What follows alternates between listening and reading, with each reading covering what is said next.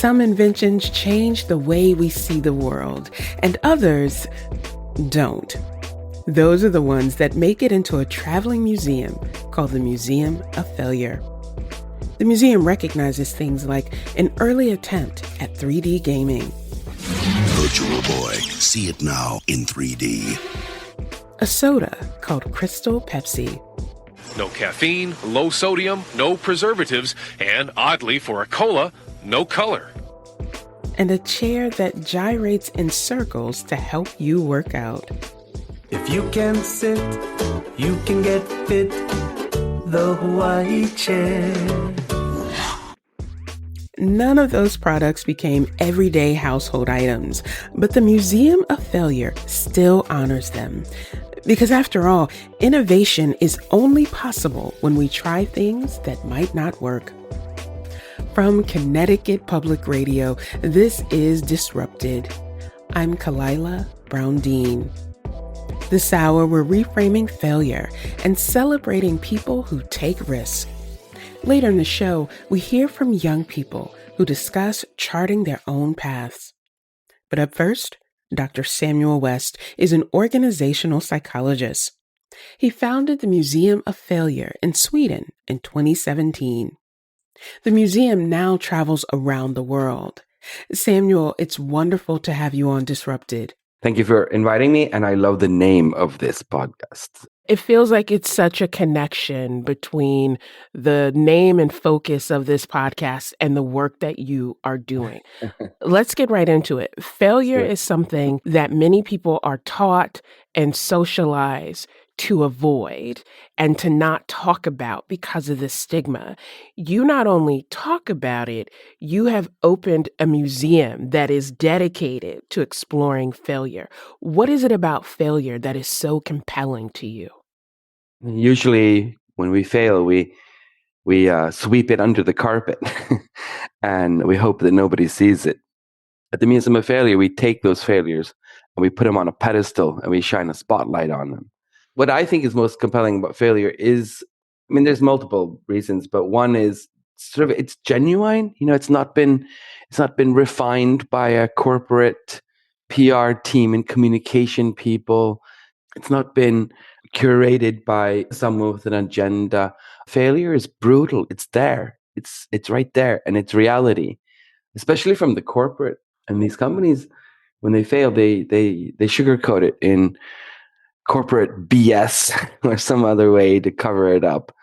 And we're all used to that. So seeing someone present failure in all its glory, unaltered, unrefined, it's genuine.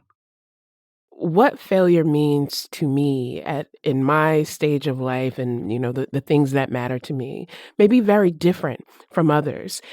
Given your background as an organizational psychologist, a licensed clinical psychologist, is there a particular definition of failure that you use? Or do you say it is whatever it means to the person or entity that has failed? Yeah. No, I don't like those completely contextual definitions. So I love the definition of failure in the organizational psychology literature, which is very simple and straightforward, that failure is a deviation from expected or desired results. So it doesn't confine failure to any specific, to economic failure or to humanitarian failure. And it ties failure to expectations, which it always is. So if you're aimlessly wandering about, you're not even looking for what are we looking for? A restaurant or something, a goal. There's no expectations. It doesn't matter what happens. Did you find a restaurant? Did you make a new friend? Did you play Frisbee? It doesn't matter because you had no goal. You had no expectations. So it can't be a failure. However, if you're on a mission to find whatever thing and you don't, then that becomes your mission. Your walk becomes a failure. Does it make any sense, or am I babbling? No, it does. And let me tell you how this makes sense. I had a conversation with one of my students who was talking about disappointment and why certain things felt more disappointing than others, or why certain things felt like a failure. What I said to the student is, It feels that way because you had an expectation of an Yeah. end result. You expected, I work in this way, this will be the reward for that work. And it didn't feel that way. Whereas the thing that just surprised you because you didn't expect it, you didn't even know it was possible, that feels different. Yeah. But I'm thinking about that context of expectations, of disappointments, of deviations. And then in a practical sense, how do you curate that in a Yeah. museum? Talk to me about that process of choosing the pieces of this museum that then help tell that story that you're so versed Yeah, in. that's the difficult part. So the criteria for inclusion are that the item or whatever we're going to display has to be a failure, right? And usually, because I started this when I was working a lot as an innovation consultant, helping companies improve their culture for innovation, the criteria was that it's failure and that the item was innovative. That people, whoever made this or took this initiative, was actually trying to change things, improve things. When it's a consumer product, it's easy. Like, oh, this is a new version of a cell phone. More difficult when we talk about ideologies or medical procedures. But there has to have been something where they actually were pushing things forward. So, number one, failure. Number two, innovation. And number three is a kind of silly one, but I have to find it interesting, so, which is very easy because I find most things interesting. I've relaxed a little bit on the innovation part because some failures are so interesting despite not having anything to do with innovation, but I've tried to keep it fairly strict. Give us an example or two of something that one would encounter in the museum that may not be as obvious in terms of Yeah. when we think of Yeah. failures, but helps tell this story.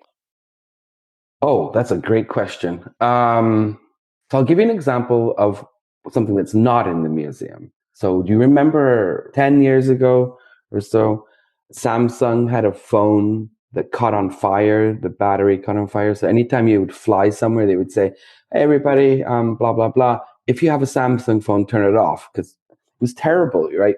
This phone caught on fire. Um, that is not in the museum of failure because that wasn't about them developing something new. It wasn't a new technology. It was nothing. There was nothing innovative there. It was just bad manufacturing. The battery caught on fire because it was badly made. So it's a huge failure. It was a huge commercial failure. It was bad for Samsung's reputation, etc. So it does qualify as a massive failure, but I didn't think, and I still don't think it belongs in the museum because there's plenty of bad manufacturing. There's badly executed ideas all over the place. And they're just not innovative.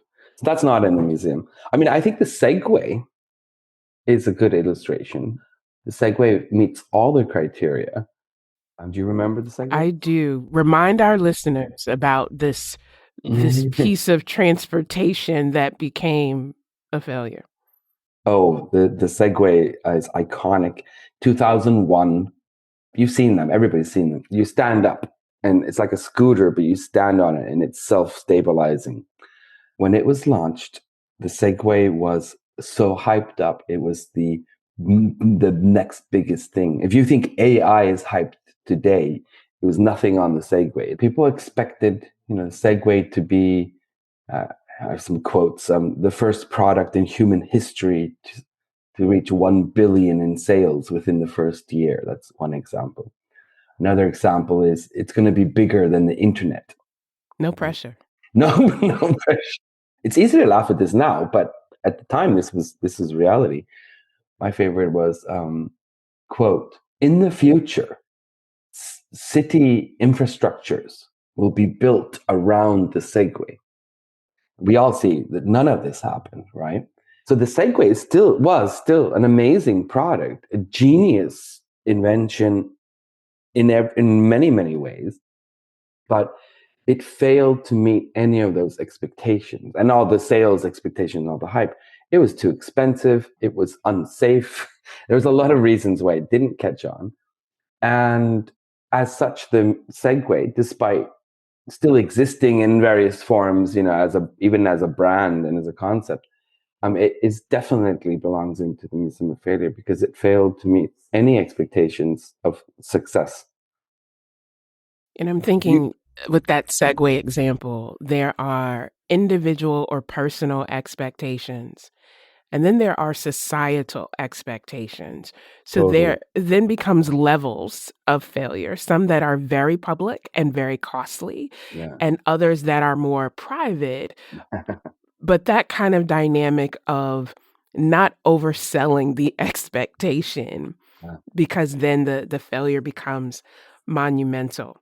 I should actually create an entire section at the museum of how the hype, again, expectations, ties into failure because I think we as a society, definitely the United States, Western Europe, we are constantly bombarded with hype.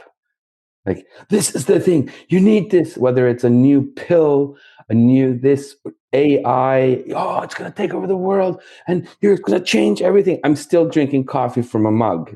I think we've become desensitized a bit to hype, but all that leads to is that the hypers scream louder and hype more.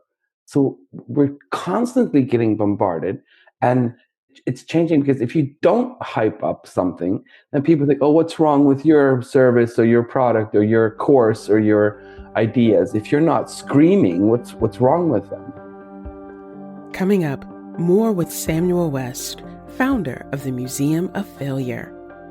He'll explain why failure isn't always as bad as we expect it to be. It's not that your failure doesn't matter, it's that people are quite forgiving.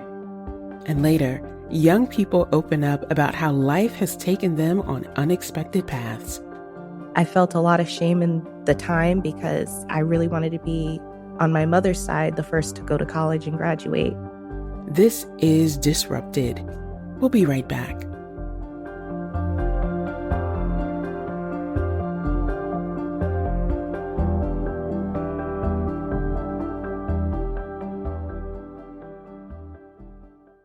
Welcome back to Disrupted. I'm Kalila Brown-Dean. This hour, we're celebrating failure and risk-taking. We're still joined by organizational psychologist Samuel West. He founded the Museum of Failure, which showcases products that didn't meet the expectations set for them. I was curious about how people react to the museum. I created this museum for innovation nerds, like for myself, my colleagues, and people who are involved with, new product development, design, any kind of areas related to innovation. And what surprised me was the general interest in the museum, that people who had nothing to do with my line of work were interested in the museum. And I mean, I've mentioned one reason people are interested is this authenticity, genuineness. There's also, I mean, these stories presented in the museum, they're stories of people who wanted things, ambitious people who wanted, to make a product that sold well and made money. It's people who wanted to change medicine, who had ideological ideas that wanted to make the world a better place. And the stories behind these failures are fascinating because you never know at what point an initiative goes from good to bad.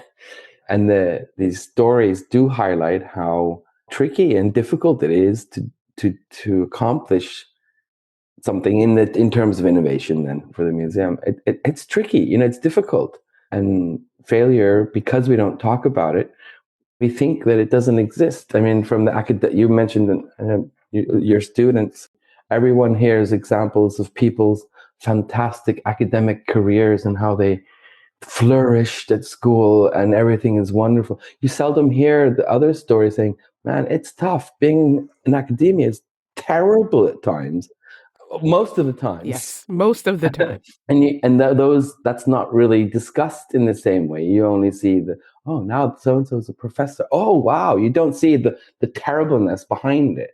And I think we're doing ourselves a disservice by only focusing on the shiny, happy, successful aspects of life and not giving credit to all the hard work behind it and failures.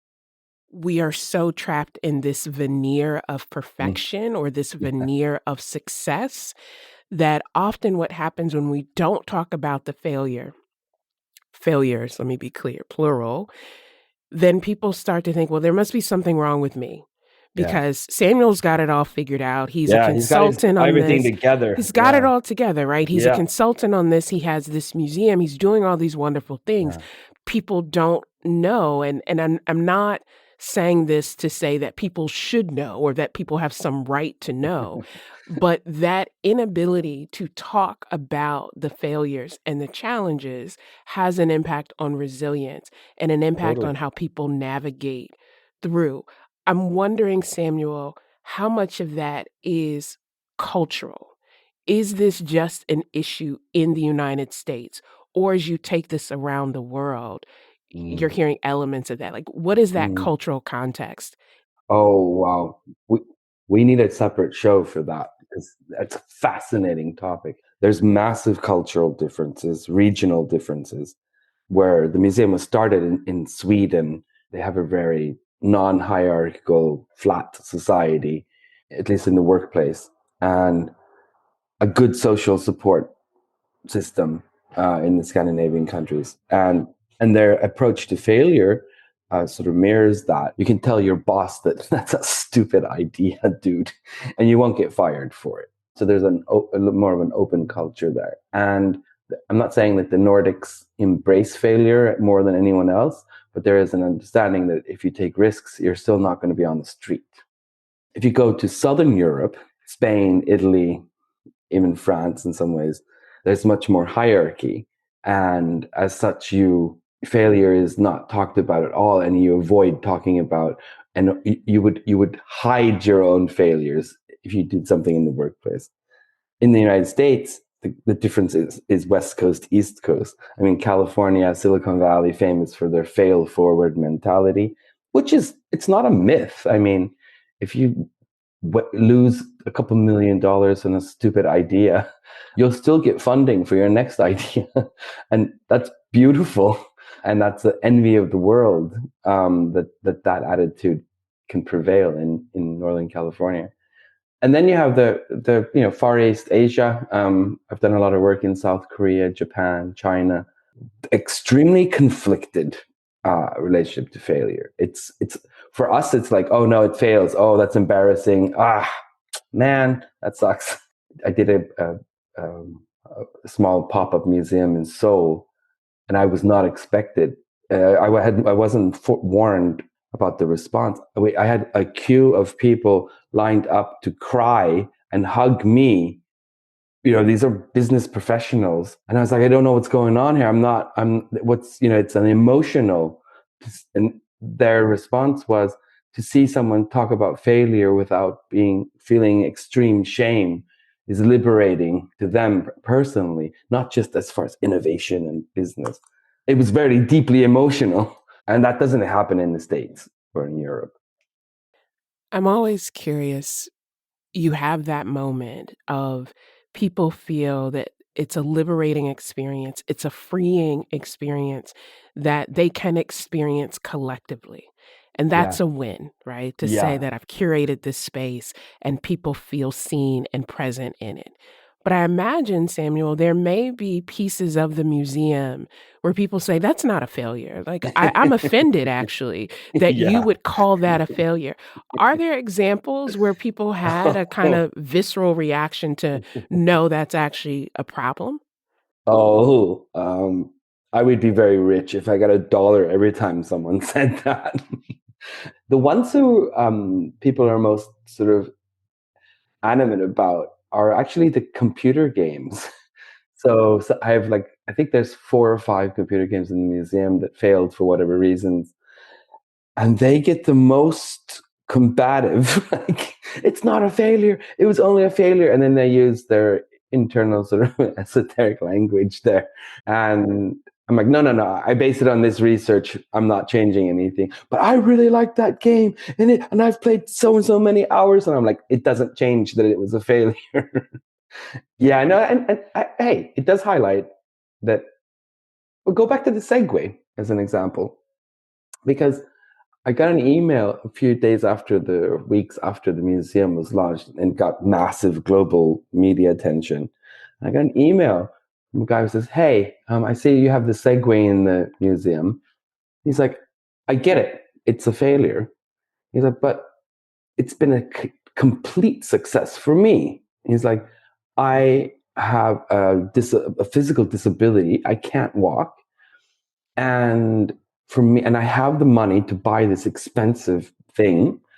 And it has changed my life and given me a possibility of having a much higher quality of life than I would ever have without it." He's like, so the Segway is a failure on the grand scale, but it's a fantastic success for him. And that, for me, it was beautiful because it highlights that failure is never isolated. So something that's massively failure for one person or one group or doesn't have to be a failure for everyone. There's always nuances of that. Let me ask you a question that may not be a fair question, but I know it is on the minds of many people. Our fear, whether it's personal or collective, our fear of failure is a learned and socialized behavior that, yes, varies based on context and country and region and all of those factors. But if it's a learned behavior, Samuel, I would hope that we could unlearn it in Yeah. some ways. Do you have one or two ways that we could think about unlearning our fear of failure, or at least recognizing that fear? Yeah. Totally. I mean, that's the aim of one of the main aims of the museum is, and everything associated to all the discussions and everything related to it, is to destigmatize failure, to give failure some credit, and to appreciate it for what it is. I mean, it's never going to be good to fail. It's always going to be expensive, painful, embarrassing, etc., etc. When people visit the museum, they do get a sense of sort of liberation, because if these massively rich, successful, all-knowing, massive resources corporations can fail when they try new things, then it does liberate us as a small individual person. That if we're going to try, we're going to learn something, do something new, that we also fail, and that's okay. I don't think we're going to eliminate the fear of failure, because some amount of fear of failure is good. I mean, we don't want to eliminate all anxiety, because that would be terrible. But I do think that Mark Twain wrote that, I've suffered many horrible things and some of them actually happened. And it's true with failure. We assume that it's going to be terrible when in fact it's not, seldom as terrible as we can imagine it. So my advice that I've learned working with this and talking with many people is to sort of take a step back and realize that it's not that your failure doesn't matter, it's that people are quite forgiving. Your context, even in the most brutal work environments, definitely in social circles, if you own up to your own failure, people are quite surprisingly forgiving and understanding if you own up to it and you're honest.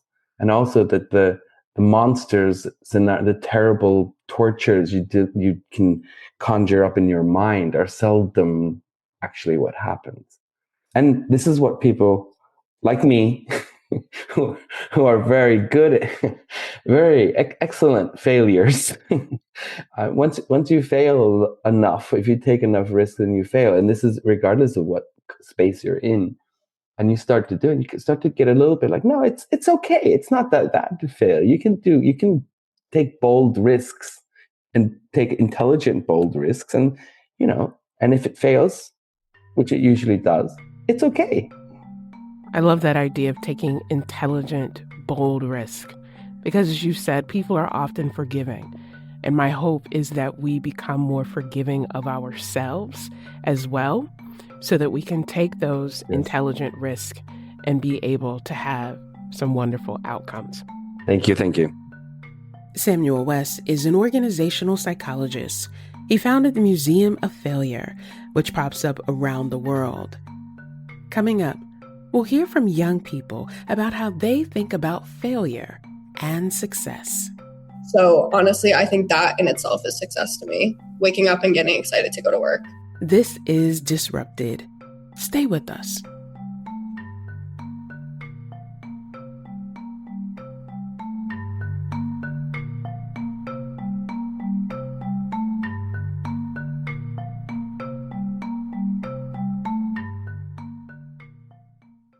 Welcome back to Disrupted. I'm Kalila Brown-Dean.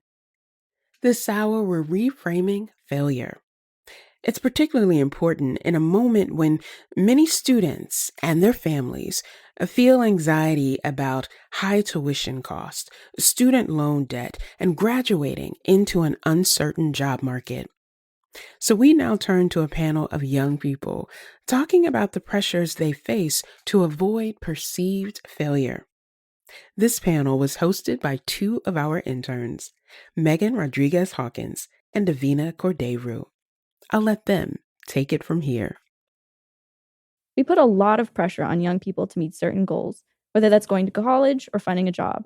So now we are hosting a panel of young people to talk about their journeys and all the ways it can take you in unexpected directions. I'm Megan Rodriguez-Hawkins, an intern at Connecticut Public and recent graduate of Wellesley College. And I'm Davina Cordeiro, an intern at CT Public and recent graduate of UMass Amherst. Joining us is Melina Floyd, a community organizer in Bristol, and Ella Nicastro, a paraprofessional at Duffy Elementary School in West Hartford. Melina and Ella, welcome to Disrupted. Thank you. Thank you. So, higher education is often considered a place where young people start to figure out who they are and what they want to do.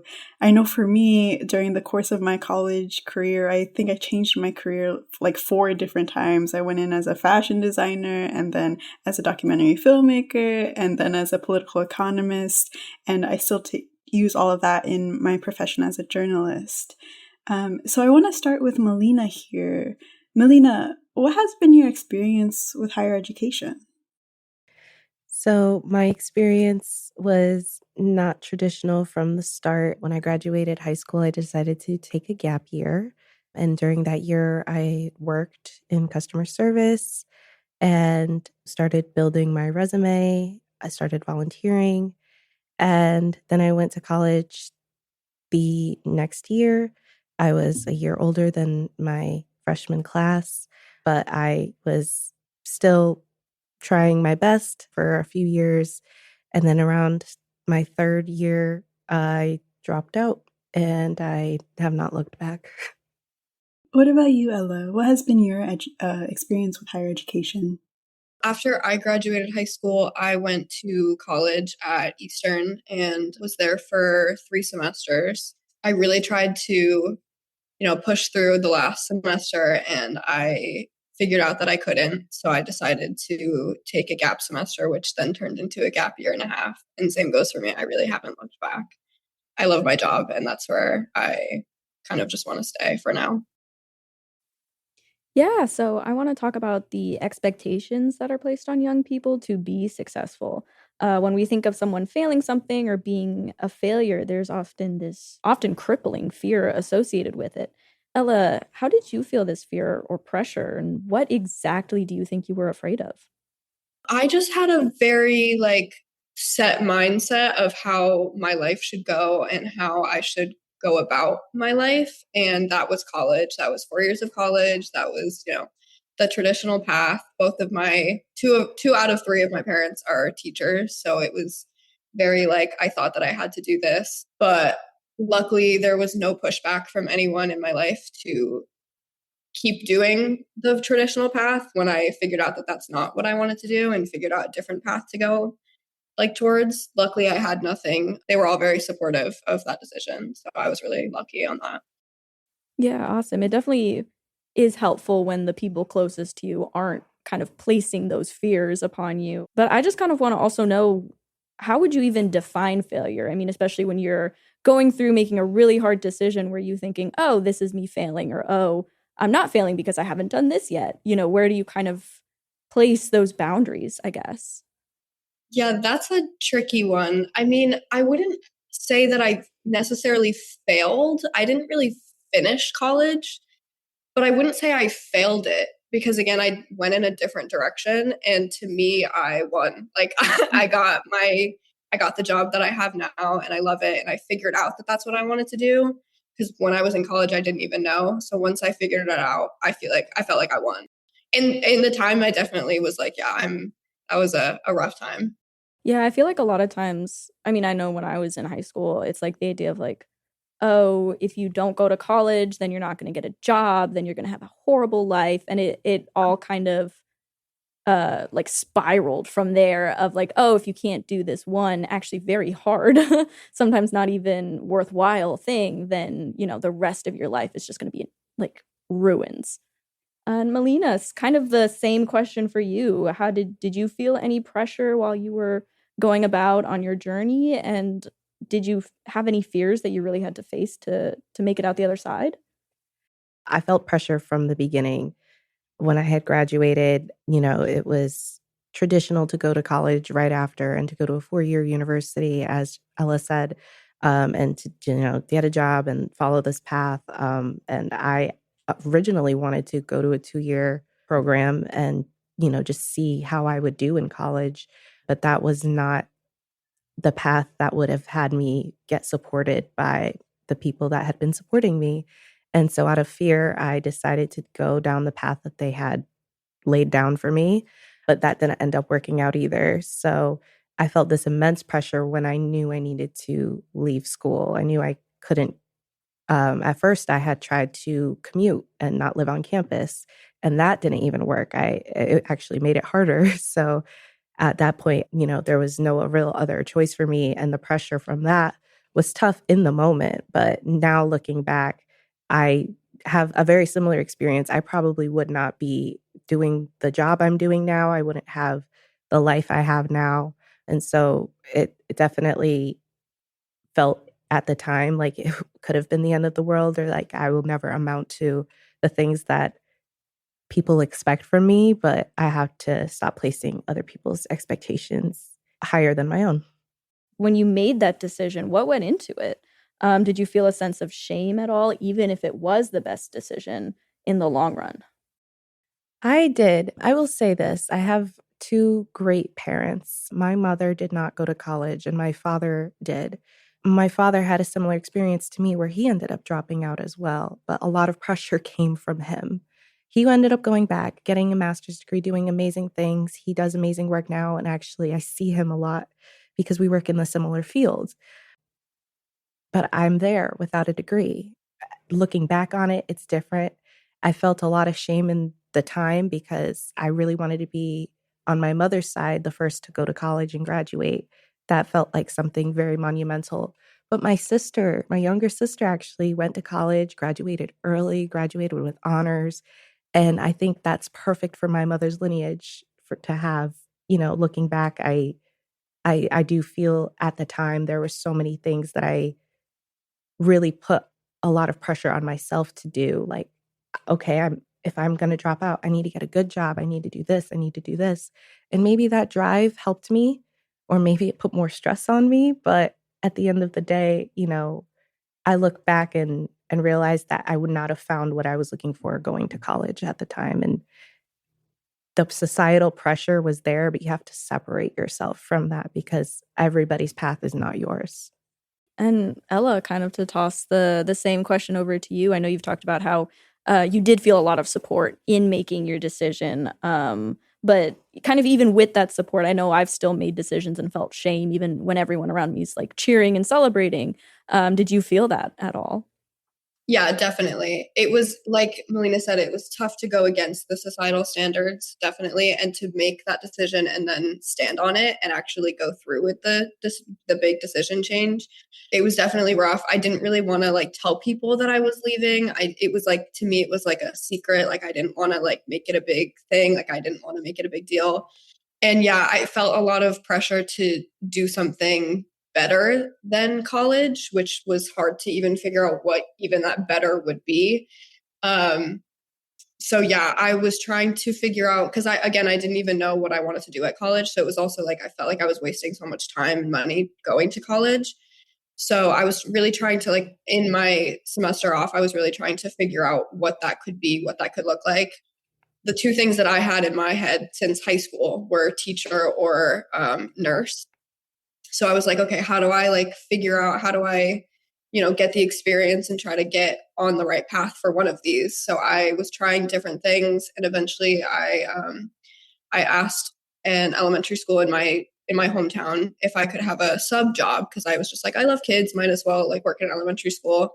And there was no option for a sub. There was no openings, but they saw that I had a brother on the spectrum. So they were like, well, if you have all this experience with autism, do you want to work in the special ed classroom? Sure. And that's where I am now. And I can't imagine doing anything else. So in the long run, I'm very, very happy that I went through that. But definitely there was a lot of internal shame, a lot of, stressors that went along with that big decision. But definitely the support system helped. I was really lucky with all family, friends, everyone, that they agreed with my decision and they were supportive of it. And this conversation is sort of making me think of all the small disruptions that we do in our day-to-day lives. So I wanted to ask you, Melina, how do you challenge the concept of failure with your loved ones or people in your community, especially as a community organizer, and thinking about how long it takes for change to happen? That is a great question because it's true. Sometimes I feel like a walking protest is what I've called myself. I don't think that the standards that we have are equitable for all people. And I tend to challenge that in my work. I work for a large nonprofit, but on the side, what I've recently gotten into is starting a community garden in my hometown to do a lot of work and be in a leading role. They assume you have a bachelor's degree or a master's degree. They assume that you come from this sort of place, whether it's a socioeconomic class or it's a certain background, maybe even a race.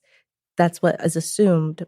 And so when they see me and I'm none of those things, I think that is important to be. I also enjoy being very young while I do all of this. I really think that the youth aspect is also the most unexpected part is while, you're accomplishing things, you're happy with your life, you're doing the path towards your goals. And some people that may be in a different part of their lives or in a different age in their lives look at you like, how can you do that? And so it's disruptive in the best way because we're disrupting systems that don't help everybody.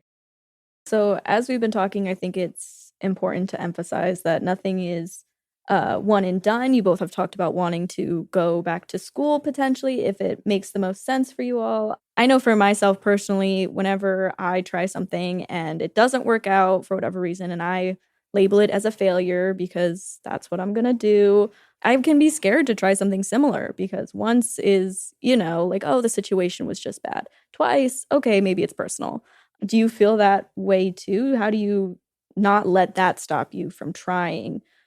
It's tough as my life has changed very much in the last few years since I've dropped out. Having a job, when I did drop out, I ended up moving in with a partner who I am now married to, and we have a child, and he's very small.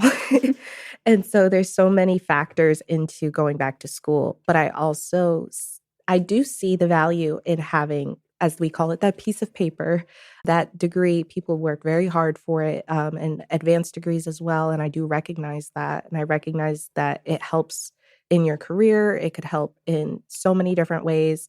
And there are opportunities that higher education does provide people, but it's also very expensive and it's not very accessible. Me as a mom and as a full-time worker and as somebody who's also neurodivergent, I want to find the path that's going to be best for me to be successful. And thankfully, nowadays, there are so many alternative paths. There are, flex path college courses and all these online schools, and there's so many opportunities. And so they're in the back of my mind every day. And I have this feeling that I'm not going to get further in my career unless I get this piece of paper still to this day. But I also realize I am doing these things. I'm doing big things and great things and important things without this piece of paper. So It's a struggle for me constantly. I don't know if Ella feels the same way, but it's tough to consider all of the things that need to be considered, but also realize I have the power to do what's best for me.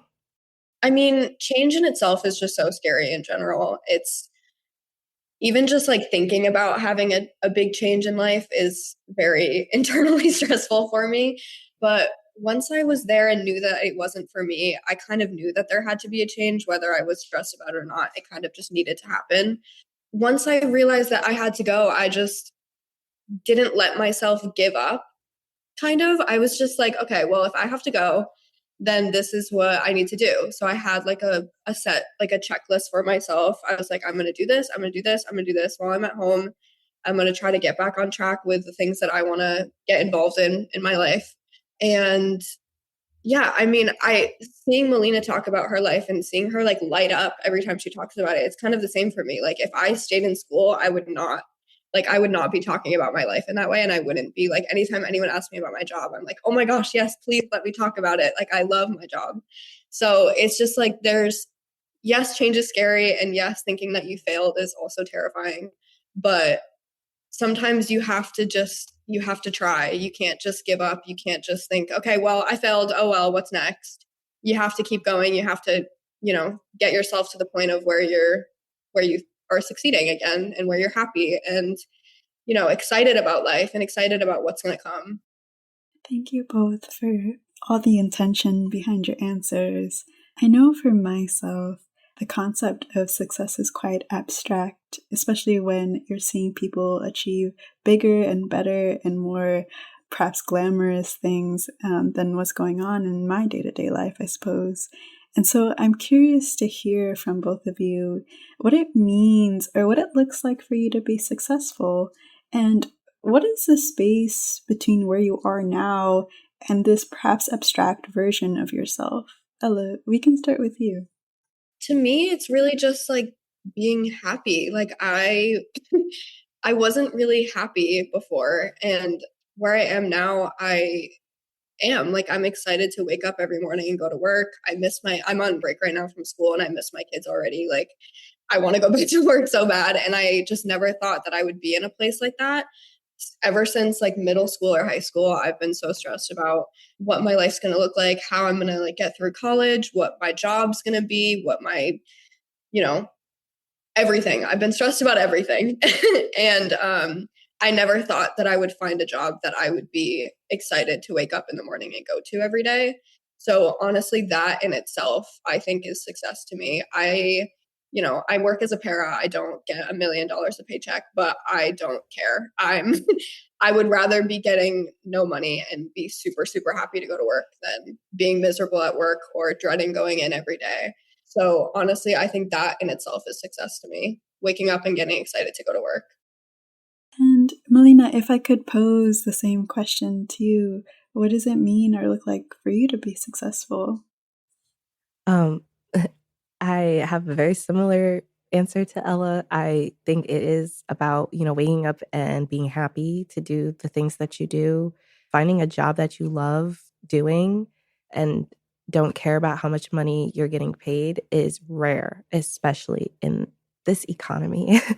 It's ridiculous to see people that are really unhappy with their lives after working so hard to find this job that, they went to school for, because there are so many other paths. For me, I work at a nonprofit. I don't make $1 million either, but I do love the work. I love the opportunities it gives me. I love my volunteer work with everything in me, my passion projects.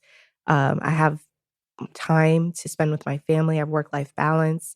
I'm living what is my dream, and maybe it may not be other people's. Maybe they would rather be making more money and flying places, and that's them. But for me, being able to separate what looks best for other people and what would be best for me, I dress up my life. Like I dress nice. I go places. I go out to eat. I do the things that I want to do. I make myself feel happy about where I'm at because I'm enjoying it. And a lot of people don't take the time to do what's they're going to enjoy. They don't find that. They're so focused on, okay, how do I achieve this? How do I go higher? How do I go further? So being able to be happy with what you have and where you're at and defining your success based on what's best for you and not what other people dictate is kind of important, but it also, not everybody gets there. So when you're able to get there and when you're young enough to have this at a young age so that you can really appreciate your life, I think it's very important and very valuable. Yeah, wonderful. Thank you so much both for your answers. And I mean, if it's any consolations, I think you're very both successful. And before we end this conversation, I do want to make something very clear. Although we're talking about failure and concepts of failure and how it manifests, especially in young people, none of us are failures. You know, we've all made hard decisions that were necessary in order for us to move forward. And so for those who might be facing similar situations, as I'm sure many are in this day and age, what would you say to them? Ella, why don't you go first? Again, like, don't give up. Don't think of yourself as a failure. Look at all your options. Think about the things that you think might make you happy and always try. I mean, there were so many directions that I could have gone in and so many directions I tried to go in that I thought I thought would make me happy. I thought would be a good thing for me to do for the rest of my life. And I'm just happy on the thing that I landed on. And that isn't necessarily what everyone's life is going to be like, but it's never a bad thing to keep trying. And yeah, having a good support system is always great. All right, Melina, end us off. I would just say, you deserve exactly what you would tell other people. A lot of us would tell our friends going through something, hey man, this is just, a redirection. This isn't a failure. This is your next option is out there. I feel like we are so hard on ourselves, especially as young people. And we also would understand it if our friends were going through these situations. And so if there's other people that are going through something like this, like Ella said, you deserve that. You keep trying, you'll find what works for you. It may not be this. Look at what else is out there. There's other paths, other opportunities, and this isn't the end. This doesn't mean failure. This just means a new path to success. Thank you both so much. This has been a wonderful conversation, and thank you for being a bit vulnerable with us here today. You've been listening to a panel of local young disruptors. Melina Floyd is a community organizer based in Bristol, and Ella Nicastro is a paraprofessional at Duffy Elementary School in West Hartford. Melina and Ella, thank you so much for joining us today. Thank you for having me. A big thank you to our interns, Megan Rodriguez-Hawkins and Davina Cordeiro, for hosting our panel and producing this episode.